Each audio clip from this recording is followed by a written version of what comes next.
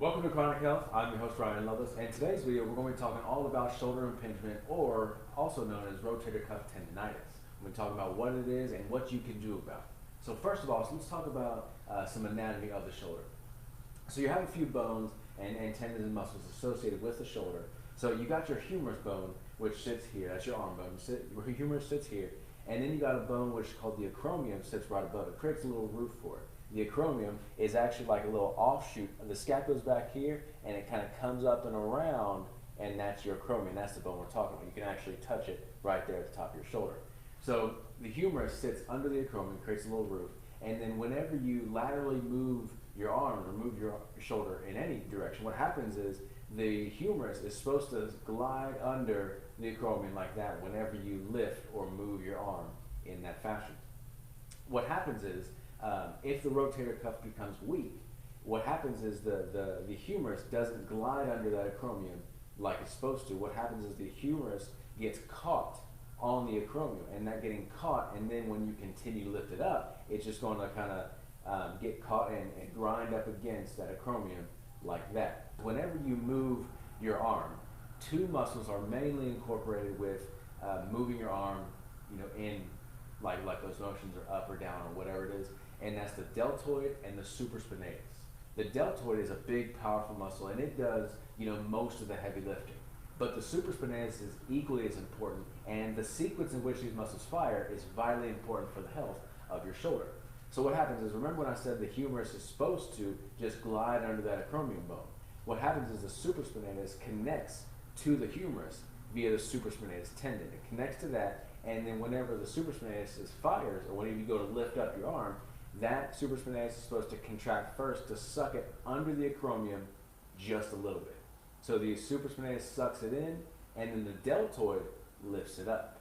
What happens is when the sequence of that isn't firing correctly, because either your rotator cuff muscles are weak, or overuse, or an injury, because that muscle is weak, it's not sucking in like it's supposed to.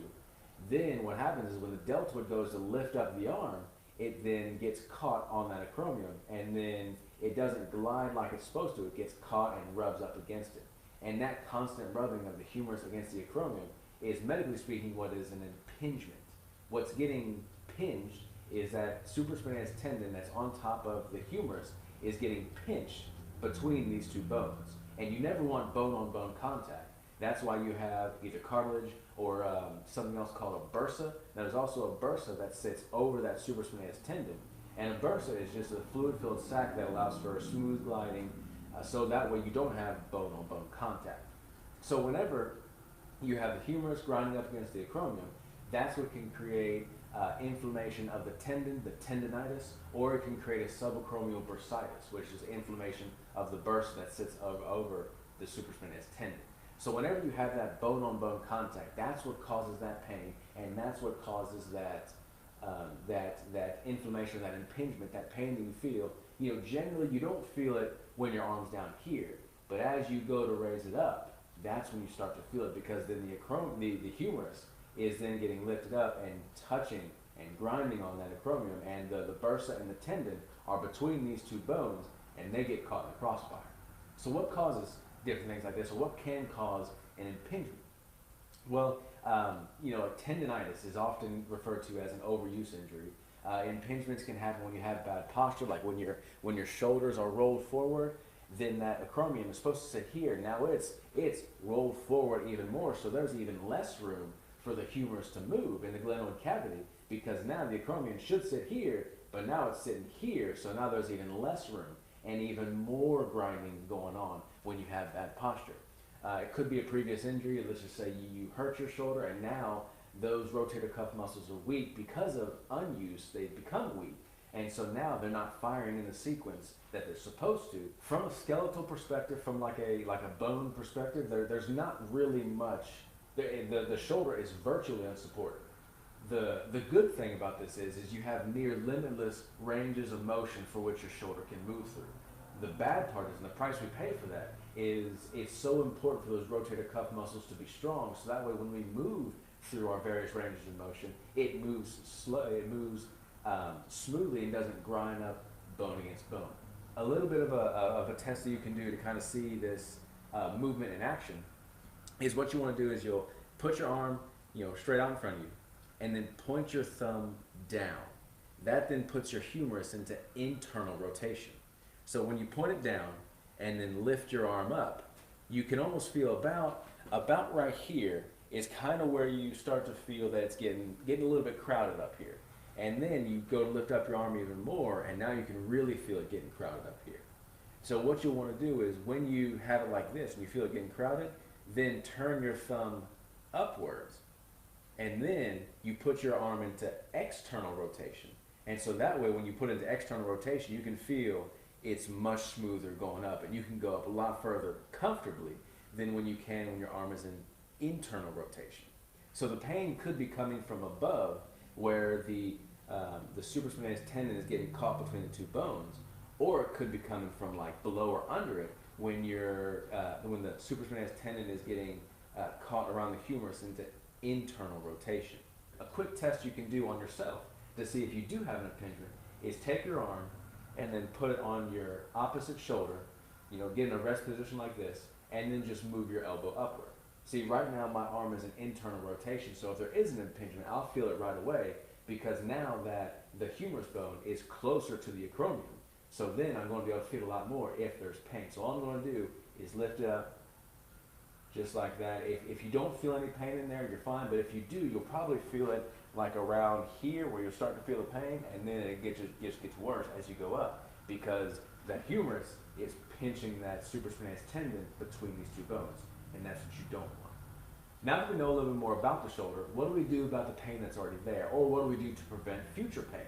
If you're already feeling pain, you do these exercises I'm going to show you, they're going to target that, they're going to strengthen those weak muscles, and you're going to get rid of that pain and then strengthen yourself for future activities, whether that's weightlifting, sports, or just general discomfort. Whatever it may be, you do these, you're going to take care of that pain, and you're going to take care of it for the long term and not just the short term. All right, so the first exercise we want to do is called the doorway stretch. So all you need to do is find yourself a doorway, and what you're simply going to do is you're going to put your hands in 3 separate positions, and that's going to be like 1 set, 2 set, 3 sets. You want to do 3 sets all together. But if your pain is to a place where it's too severe to do this, you might only be able to do the low or mid positions, because we're going to eventually get to a high position. And if your pain's in a place where it really hurts, the high position might be a little too much. So just pay attention to your body, try these stretches out. If it's too much, don't do them live, do it for only a few seconds, but if you can do them, this is a great place to start before we get to the strengthening exercises. So what we're going to do is we're first going to put our hands in a low position, about level with the hips, and all we're going to do is we're going to keep our hands there, and then you're going to roll, you're going to rock forward, just like so. And then what you're trying to do, and you'll feel your shoulder blades, coming together, and what you're trying to focus on is I heard it said this way, that act like you're trying to put your shoulder blades in your back pockets. So kind of turn them back and down. That way you can get that arm to that externally rotated position. And earlier I showed you how in an externally rotated position you have more movement in your shoulder. You don't want to put it in an internally rotated position. You want to keep it external. So we're going to go here, put those shoulder blades in those back pockets, and then you'll feel the stretch. You'll feel the stretch about right here. And you'll hold that stretch for about 30 seconds. Hold it for 30 seconds, and then you'll go to the second position, which is the mid position around your shoulders. Same exact thing, put those shoulder blades in those pockets, rock forward. Now, whenever you're doing a stretch like this, you're not going to get into it super quick. You're just going to put your hands in a comfortable position, and then slowly rock forward, put those shoulder blades in the back pockets, hold it for 30 seconds. And then finally, if you can, put it at a high position about equal with, about where your eye line's at. So then again, same thing, you're going to rock forward, put those shoulder blades in the back pockets, do it for 30 seconds, hold it there, and that'll get your rotator cuff muscles nice and stretched and nice and loose. And the second exercise we're going to do is called ATYWs. And the reason why is the different motions you'll make with your arms. If you were to stand up, you look like an A, a T, a Y, and then a W. And so here's what you do. You get a solid surface, a table, a bed, a couch, something where you can allow your arm to hang below you. And so what you do is you'll get on your surface, and then you'll have your affected arm laying below whatever you're laying on, And so then we'll just do the exercise. And so first we start with A. So we take our arm, lift it all the way behind us, and then go back as far as you can and try to at least clear the table if you can. But come back, you'll feel the squeeze right up there, and then you'll do that for 10 reps. And then all of these you'll do for one set, but each different exercise you'll do for 10 reps. So the first one is the A's, where we come all the way back. The second one is the T's. Now the T's are a little bit too, it's basically the same thing, but only difference is when you come up, try to make sure your thumb is sticking towards the ceiling if you can. Again, that gets that shoulder to the externally rotated position, which is where we want it. So then we're going to come here, we're going to come up, and then make sure we lift that thumb up to the ceiling, towards the ceiling if we can. You're going to come up straight, squeeze it. Again, you're trying to clear the surface that you're laying on. You'll do this for 10 reps, one set each. And then we'll go to the Y's. And in the Y's, same thing. You'll lift up, try to get that thumb up there, try to at least come level or clear the surface if you can. You'll feel it getting pretty tight as you come up here, even in that externally rotated position.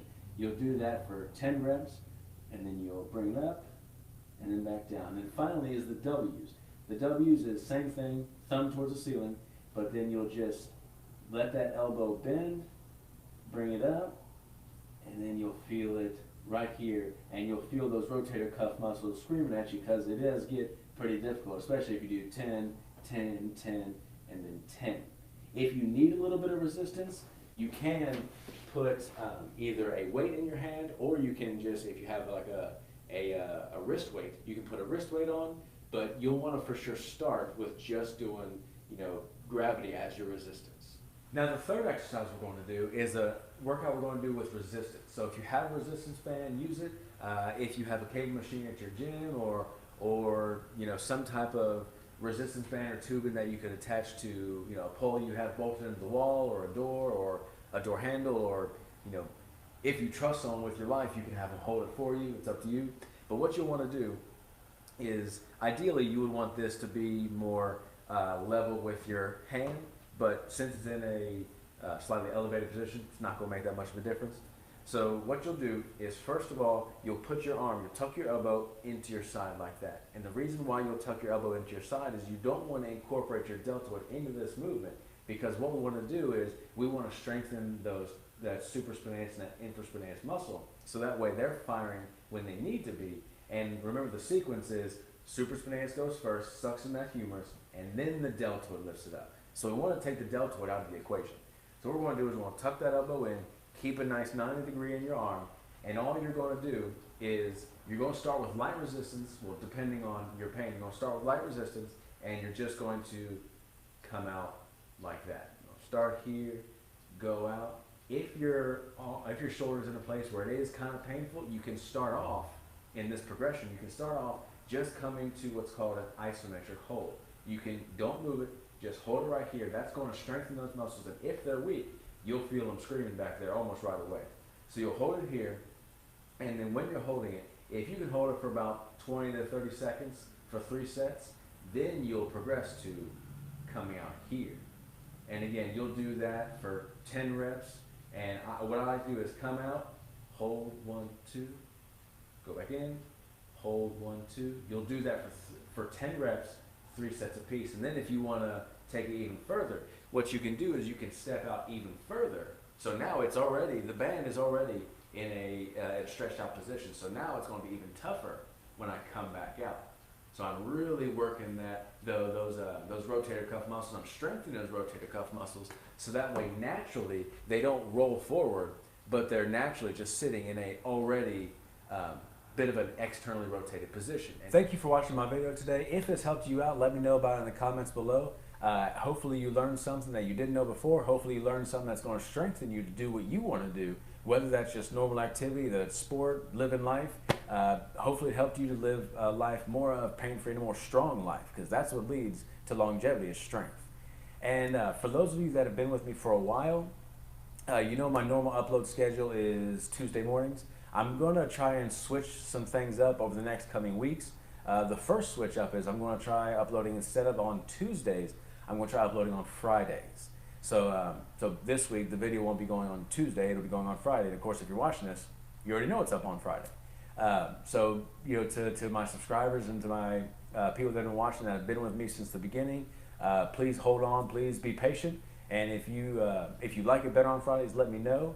And so yeah, I'm just going to try something different, see if it works better, and go from there. I might change up the time I upload as well. But the first change I'm going to make is just the day I upload. So this video will be coming on Friday, and of course it's already on Friday, so we're good to go there. Just as the last thing, remember that what you think, what you eat, and what you do will all lead to a life of chronic health. Thank you for watching, and I'll see you next time.